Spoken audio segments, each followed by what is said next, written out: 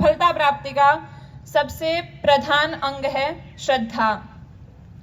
श्रद्धा की शास्त्रों में बहुत महिमा गाई है।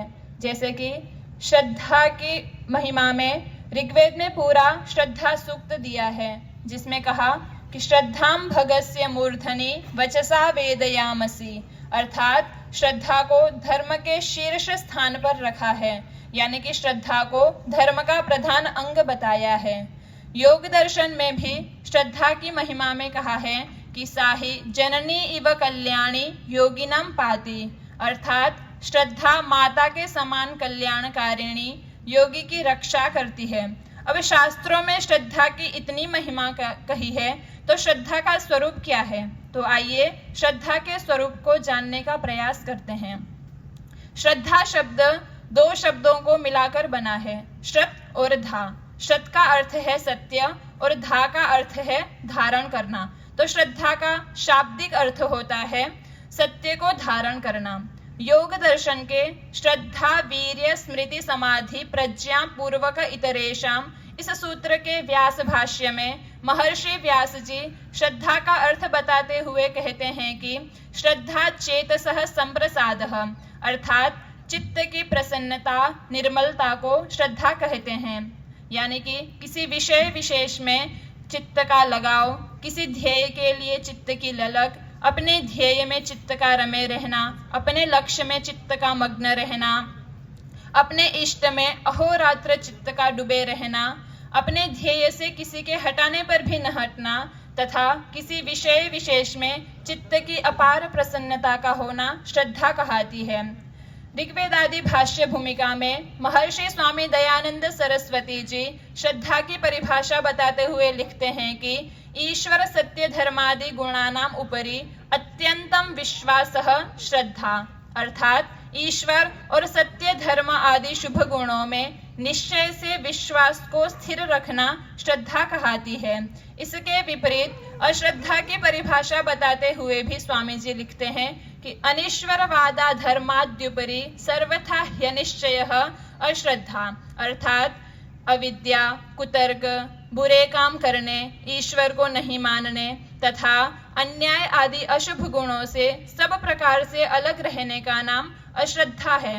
इसके संदर्भ में यजुर्वेद के 19वें अध्याय का 77वां मंत्र भी द्रष्टव्य है, जिसमें कहा कि दृष्ट्वा रूपे व्याकरोत् सत्यानृते प्रजापतिः अश्रद्धामनृते अदधात् श्रद्धाम सत्ये प्रजापतिः, अर्थात प्रजापति ईश्वर ने सत्य और अनृत अर्थात असत्य को सब प्रकार से अलग अलग कर दिया है। अनृत अर्थात असत्य के प्रति जीवों के हृदय में अश्रद्धा अर्थात अरुचि अप्रीति रख दी है और सत्य के प्रति श्रद्धा अर्थात रुचि रख दी है। इसीलिए मनुष्य की स्वाभाविक रूप से ही सत्य के प्रति श्रद्धा और असत्य में अश्रद्धा होती है, किंतु रजोगुण और तमोगुण के प्रभाव से अथवा उत्तम शिक्षा व संस्कारों के अभाव में या फिर स्वार्थ, अज्ञान, हठ, दुराग्रह आदि के कारण कभी कभी हमारी बुद्धि सत्य और असत्य के स्वरूप को ठीक ठीक पकड़ नहीं पाती है।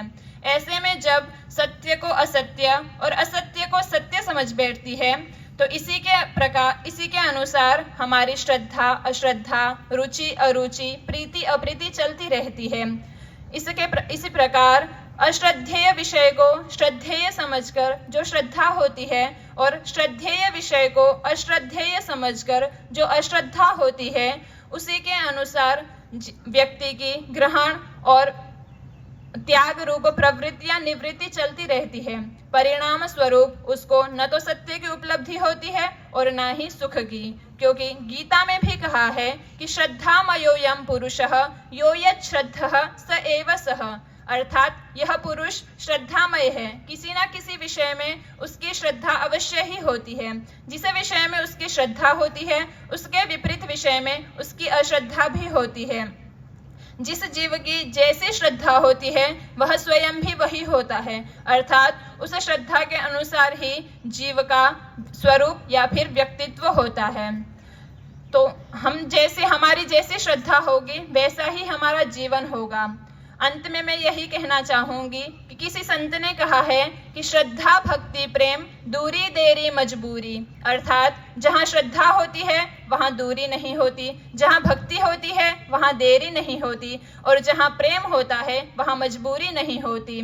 तो आज हमारी अपनी संस्कृति, अपनी परंपरा, अपने शास्त्र, अपने पहनावा और अपने खान पान आदि से दूरी होती जा रही है। क्यों? क्योंकि हमारी उसमें श्रद्धा नहीं है। यदि हम अपनी संस्कृति, अपनी परंपरा, अपने शास्त्रों आदि में श्रद्धा करेंगे तो हमारी वह दूरी भी दूर हो जाएगी। इतना